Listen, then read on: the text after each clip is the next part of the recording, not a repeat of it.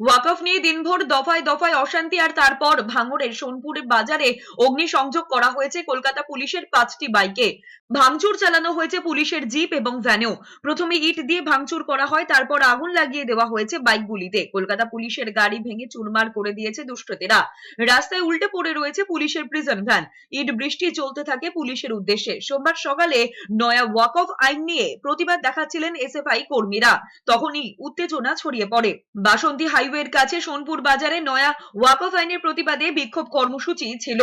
সেই নিয়েই দফায় দফায় উত্তেজনা আগেই ছিল, সেই প্রতিবাদের ঝাঁঝ বাড়ে বিকেলে। পরিস্থিতি নিয়ন্ত্রণে নেমেছে র‍্যাব। তবে শুধু ভাঙড় নয়, ওয়াকফের প্রতিবাদে উত্তেজনা ছড়িয়েছে মৌলালির রামলীলা ময়দানে। পাশাপাশি বাসন্তী হাইওয়েতে আইএসএফ কর্মীদের আটকাতে ব্যবস্থা নেয় পুলিশ। জায়গায় জায়গায় বসিয়ে দেওয়া হয় ব্যারিকেড। আন্দোলনকারীদের দল ওই জায়গায় পৌঁছলেই শুরু হয় পুলিশের সঙ্গে ধস্তাধস্তি। ব্যারিকেড টপকানোর চেষ্টা শুরু হলে লাঠিচার্জ করে পুলিশ।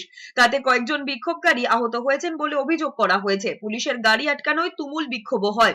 বিক্ষোভের জেরে বাসন্তী হাইওয়েতে আটকে পড়েছে প্রচুর গাড়ি।